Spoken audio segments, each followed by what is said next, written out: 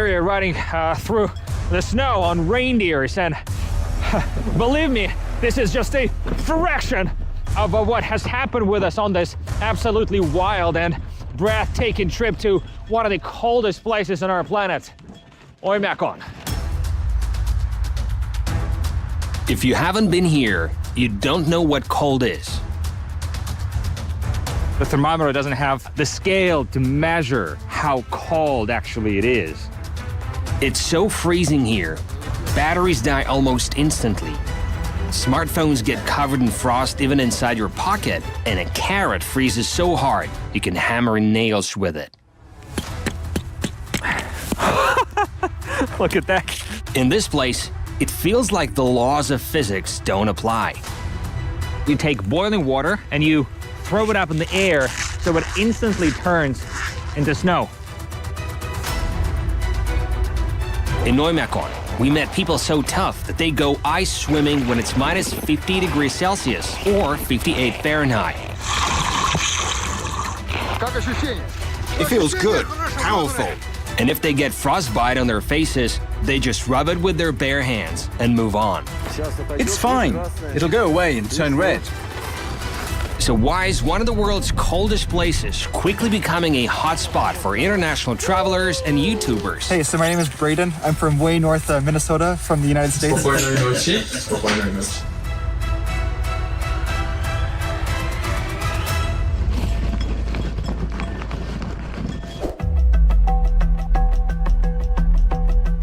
Our icy journey to the coldest place on Earth starts in Yakutsk, the capital of a vast Russian region in Siberia called Yakutia. It's already cold in here. According to the city's thermometer, it's minus 34 degrees Celsius or minus 29 Fahrenheit. We're setting out for Oymyakon, our final destination, tomorrow morning, so we have some time on our hands to explore the city of Yakutsk, which is, by the way, the largest city on our planet built in permafrost. The city's population is over 330,000 people. Most of them live in buildings built on pilings, quite common in this part of the world. The gap between the first floor and the frozen ground helps the building stay warm during the cold winter months. First impressions. Everything here is covered either in the snow or ice. Sidewalks, roads, cars, buildings, trees, power lines, everything. When it's this cold, nothing works the way you're used to. When local police came over to check up on us, they wrote down our names with a pencil. A regular ballpoint pen would have simply frozen and become useless in these temperatures. Our equipment started acting up right as we left our hotel. A camera battery that usually lasts for hours died in just 30 minutes. When we walked into a cafe to warm it up, I found my iPhone had switched off and was covered in frost. This was a rookie mistake on my part though. In Yakutsk, everyone knows how to look after their smartphone so it doesn't die in the extreme cold.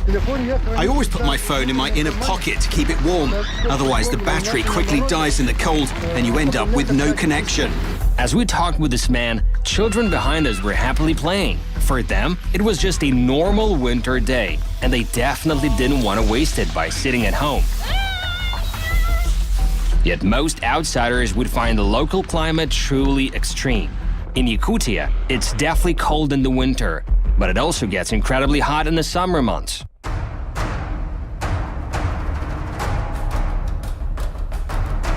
In fact, last summer was so hot, was so scorching that the region was hit with record-breaking wildfires. And the very people you see on the streets that are braving the cold weather as they go about their daily business, they were suffering from sweltering heat and smoke less than 6 months ago. Farming is difficult in this climate, so hunting and fishing have always been the main source of food for locals, as can be seen at the local market. The low temperatures actually come in handy, as the sellers don't need special equipment to refrigerate the food. What are you going to do with the whole fish? How will you prepare it? We're going to make pies, roast meat, and cutlets. We're going to eat the liver raw. Raw? Yes, raw. Isn't it dangerous? No, it's been frozen. There are no germs left. These street vendors stay out in the cold 12 hours a day at temperatures as low as minus 40 degrees Celsius, about minus 40 Fahrenheit. Some of them stand on fur rugs made from reindeer hides to keep their feet off the frozen ground. They let me stand on this rug for a while just to, warm up a bit. To be honest, this was a relief, as my feet had gone numb after just a few hours outside. Almost everyone I met on the streets told me my boots didn't look warm enough for the weather. I see you wear rubber boots. That's fine when it's muddy and so on. But you really need a pair of felt boots during the winter. Do you think these won't last long? They're foreign boots. They're no good for Russia.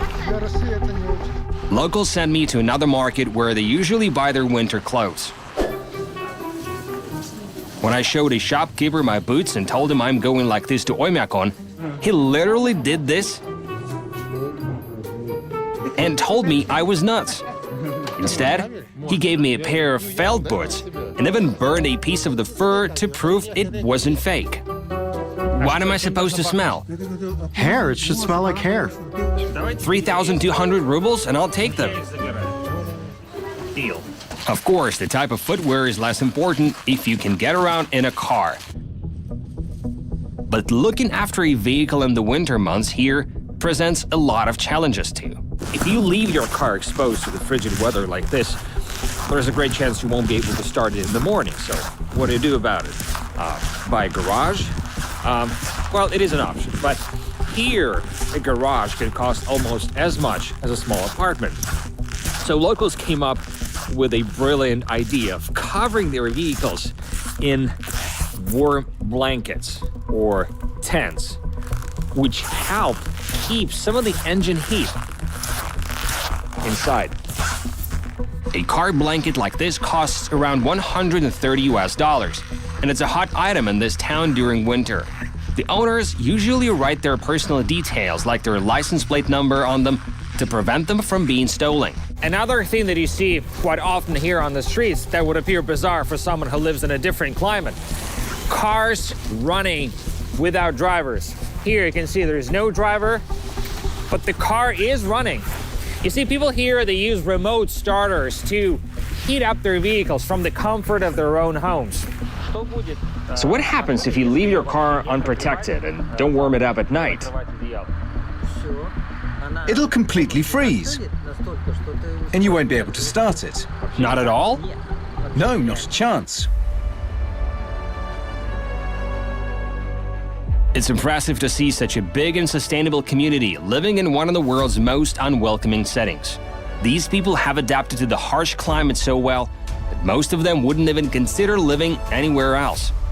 We know this climate. We have known it since childhood. In fact, it seems that the freezing period is getting shorter every year, and it's getting a bit warmer. But where we're going, it's even colder than in Yakutsk. Well, it's 6 o'clock in the morning, minus 40 degrees Celsius and minus 40 Fahrenheit.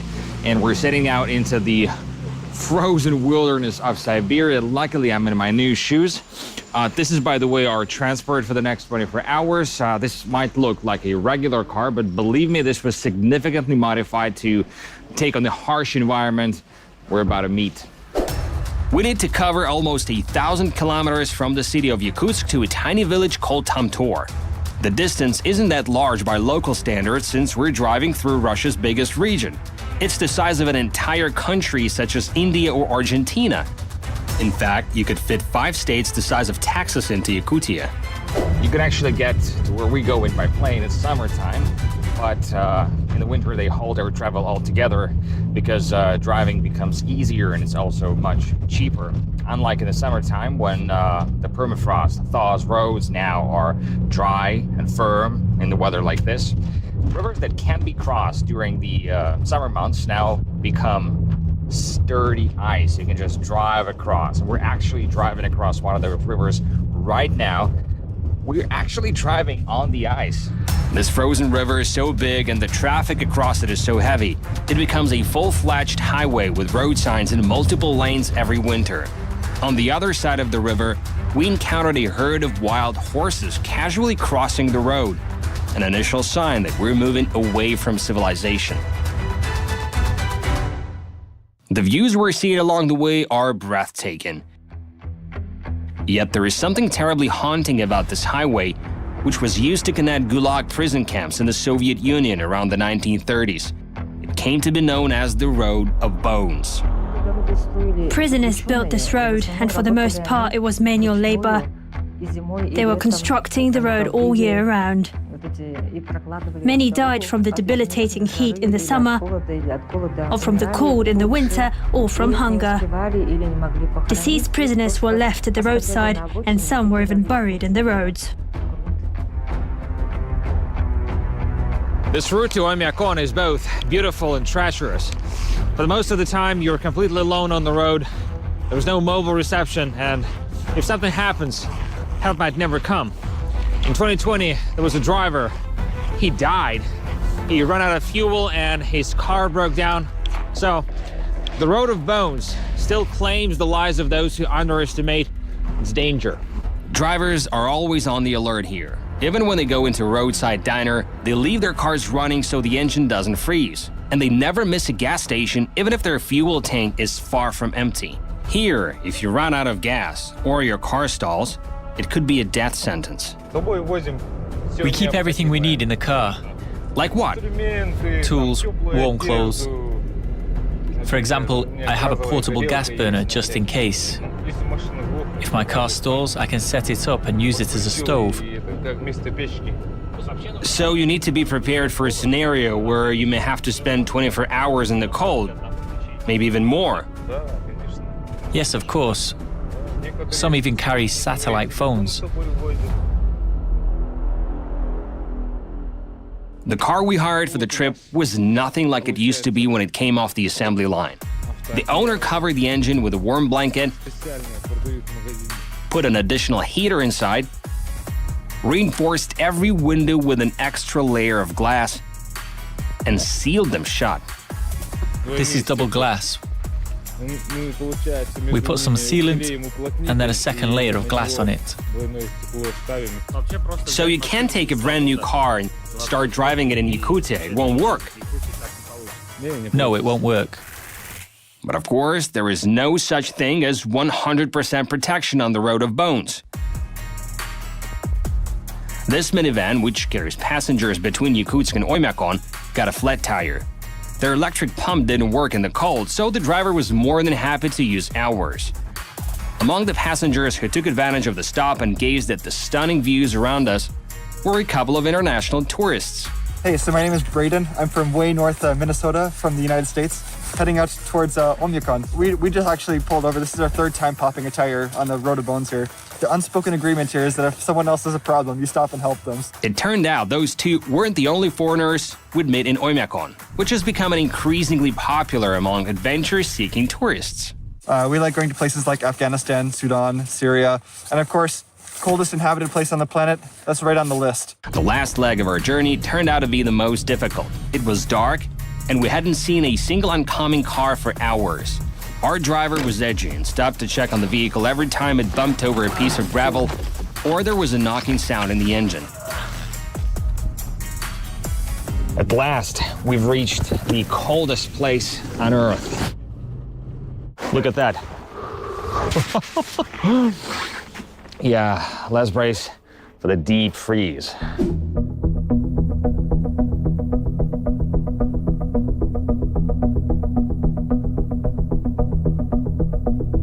We've arrived in a village called Tamtor. With a population of around 1,000 people, it's the largest settlement in the area.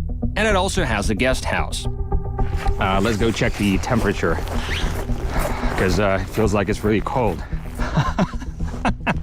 Look at that. I guess it's even colder than minus 50, but the thermometer doesn't have the scale to measure how cold actually it is. The house we stayed in was typical for this area, meaning we enjoyed the same level of comfort as the rest of the village.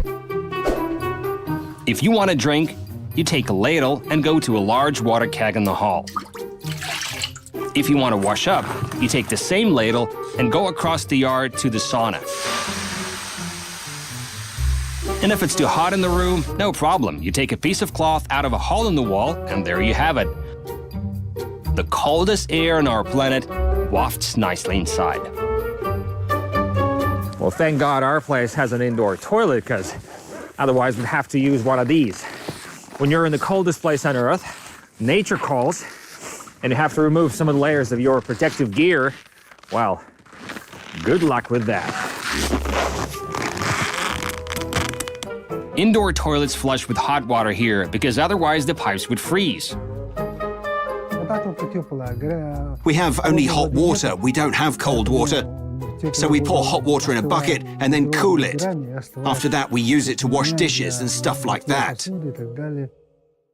First, water is taken from a nearby river, which oddly doesn't freeze even in the winter thanks to warm underground springs.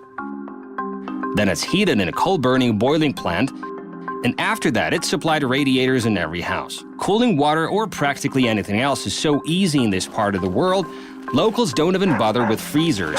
Instead, they keep some of their food in barns and garages, which basically act as giant freezers during the winter months. What is the coldest temperature you've experienced here? I've been living on this land for 53 years, and I remember it was minus 64 degrees, minus 64 Celsius. And this year, it's been minus 60 already. When it's that cold outside, normal things begin to work differently. This phenomenon is called winter fireworks in Oymyakon. You take boiling water, this one is just off the stove, and you throw it up in the air so it instantly turns into snow. You can't do this with cool water though, because you need a sharp contrast between the temperatures. You don't have to go to Oymyakon to repeat this trick, but the temperature contrast that can only be found in this place is what makes this effect so spectacular. Drying washed clothes also presents 94.3% of our audience is not subscribed yet. Do you enjoy this content? Subscribe now and support our channel. Your click makes the difference. We keep going. some interesting effects in this part of the world. This towel has been soaked in hot water, and now I'm going to dry it by swinging around my head.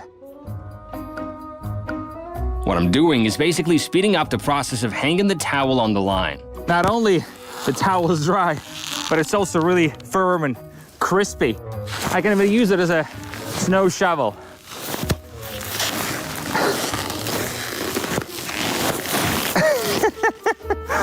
It works.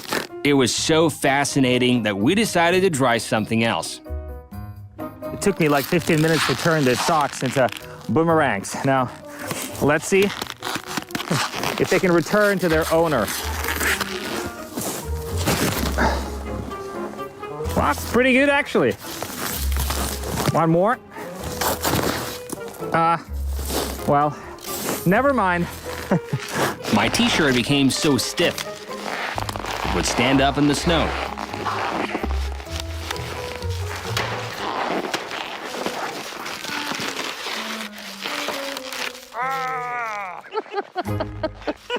Every house in the village has an ice pile in the backyard, which locals melt for drinking water. Alexander agreed to take us on one of his supply runs to a river where people dig out chunks of ice.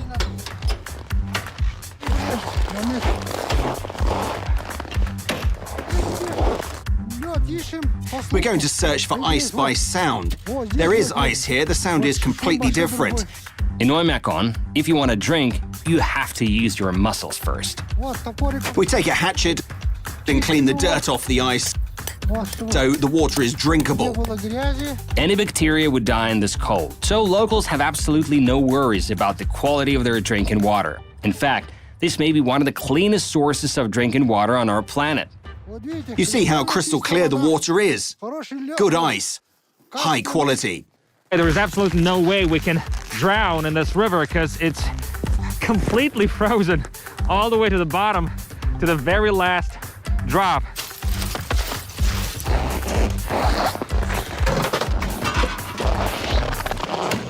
Alexander, who runs a bed and breakfast in Tamtor, has been quite busy recently thanks to the growing number of tourists and bloggers visiting Oymyakon. They flock here from all over the world in search of captivating content that would get them views and followers. Oh, beautiful, yeah. These South Koreans who stayed at the same guest house we did told us they had come to Oymyakon to film the first episode of their new travel show on YouTube. What was the most surprising thing that you have encountered so far? People, living people, yeah. So amazing. So frozen city, but people living here. Creating content in one of the world's most freezing places is actually harder than one might think. For one thing, there is a large chance your limbs could freeze while you're trying to film. This is what my hand looked like after holding a fork for 30 minutes at minus 50 Celsius or minus 58 Fahrenheit for a video about instant noodles. I've noticed that people don't really eat outside in Oymyakon, but I was wondering why. And, well, I guess I know the reason. The Koreans learned from my mistake and how they fork in place with their foot. There have been a lot of bloggers and filmmakers recently. They want to feel the cold, and this cold attracts them. They set up different experiments. Some hammer in nails with bananas, cucumbers, apples, and so on. Indeed, there are many videos online where people in Yakutsk hammer in nails with frozen bananas. I thought we should take it up a notch. So we have an apple, a carrot, a banana, and a cabbage. They've all been left outside overnight in temperatures as low as minus 51 degrees Celsius or minus 61 Fahrenheit. And now we'll see which one makes the best hammer. Oh, no. It's not a good look. I guess a frozen apple is not a good hammer. Now let's try this banana. No, it's not going anywhere. Let's try a carrot. Look at that. Anyway, we're almost there.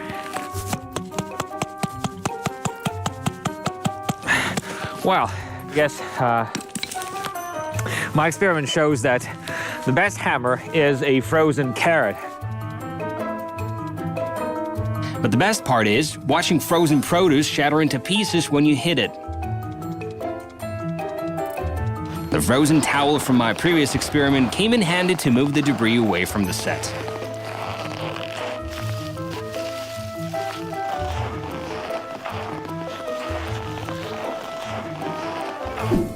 I don't know if the Korean bloggers got all the content they wanted, but they seem to thoroughly enjoy their time in Oymyakon. It's my first time vodka in Russia. Cheers. Interestingly, they speak no Russian at all, yet all communication barriers seem to melt away pretty fast. Spokojnej nocy. Spokojnej nocy. Well, this is one of the main attractions for visitors, for tourists here. A stela, or rather a monument that marks the lowest temperature that has ever been recorded in this place, or minus 71.2 degrees Celsius. There is an ongoing debate over which village is actually the coldest place on Earth, whether it's Oymyakon, where we're now, or Tamtor, where we came from. But the truth is, it doesn't matter, because the whole area, the whole region, which is also called Oymyakon, by the way, has something special about its geography that makes it so frigid.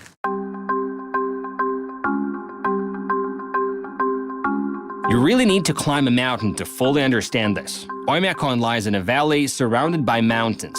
And since there is no ocean nearby to moderate the extreme temperatures, the cold is concentrated here like in no other place.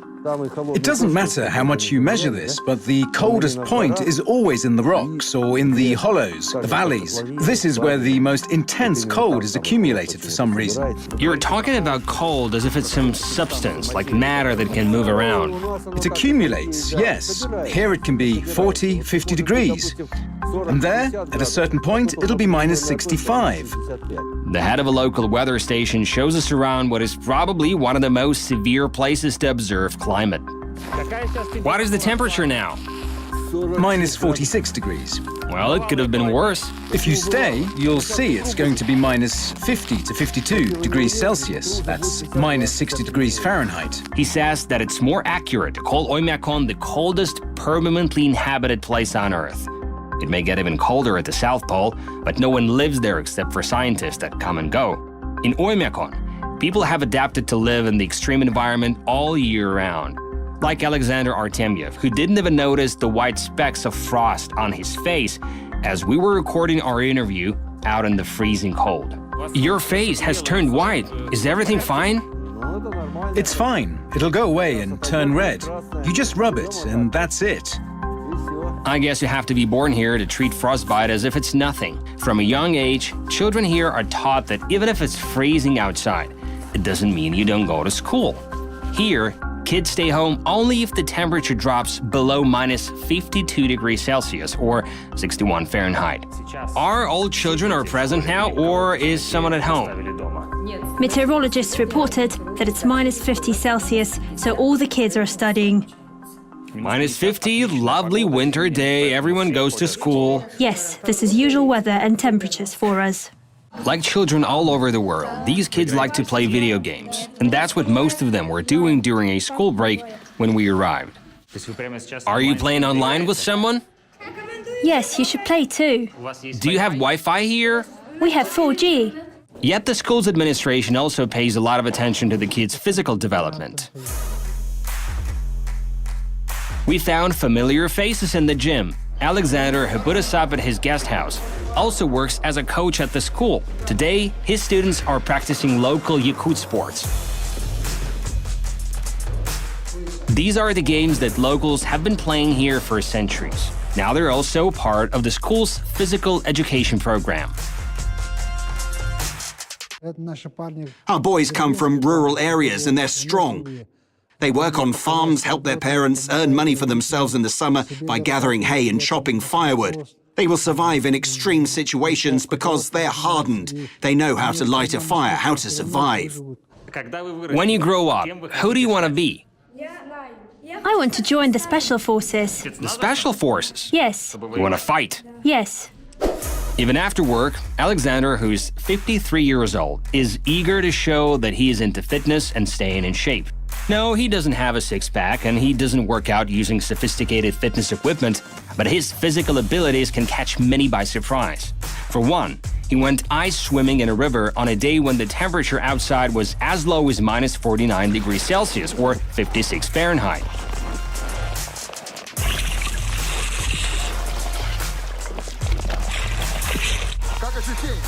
It feels good, powerful. Well, they told me I shouldn't do this. But then I thought, heck, I'm in one of the coldest places on this planet, and if I pass up on this opportunity, it may never come along again. So, with that being said, I'm going.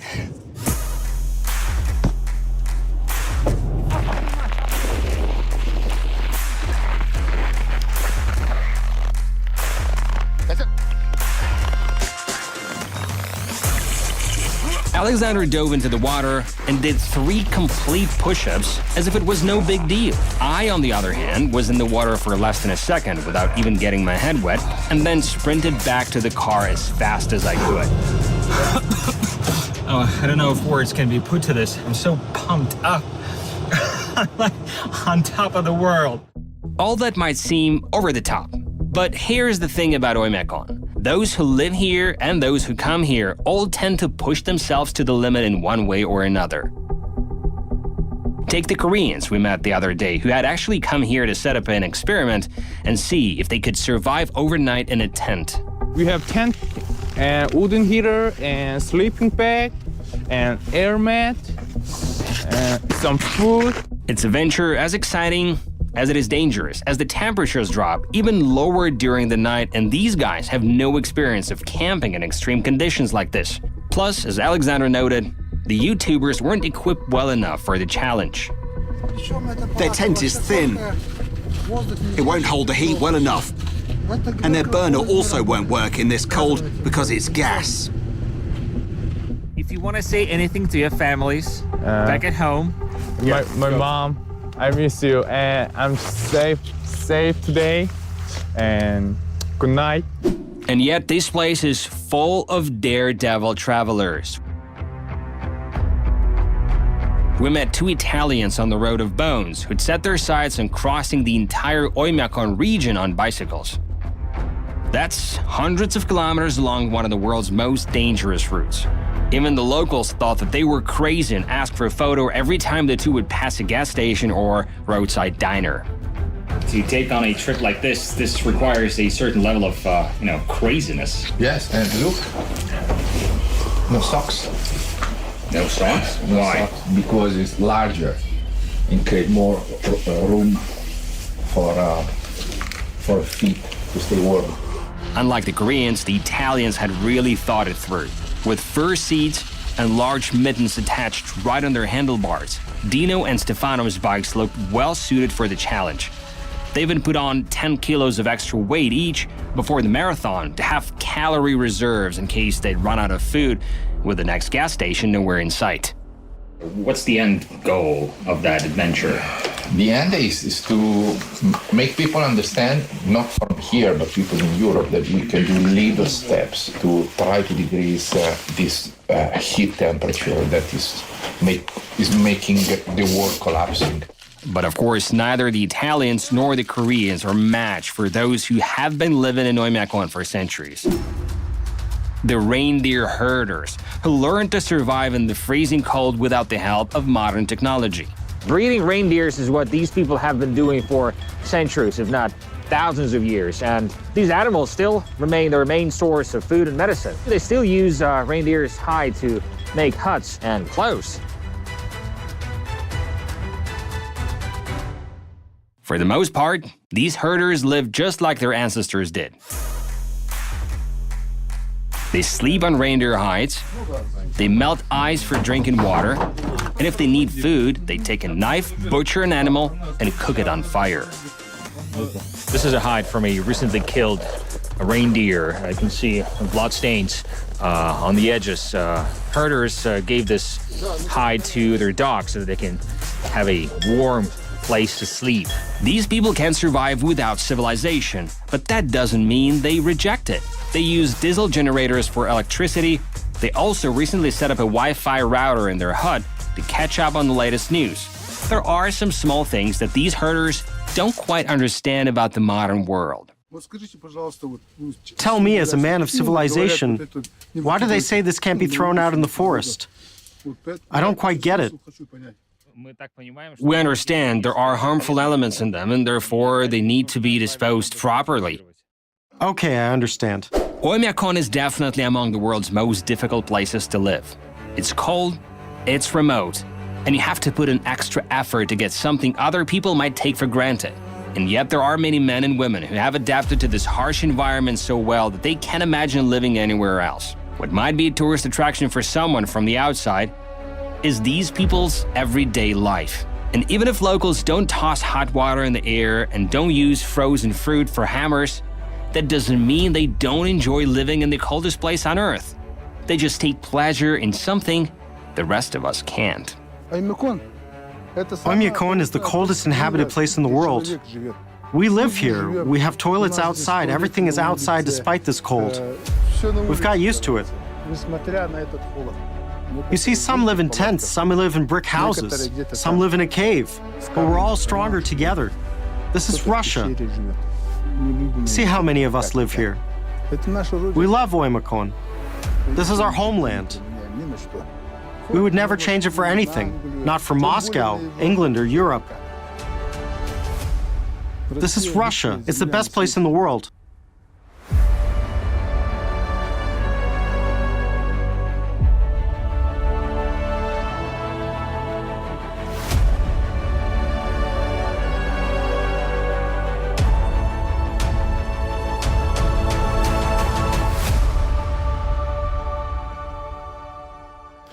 So what do you think, buddy? Do you think this video about Oymyakon will take off? I really hope so.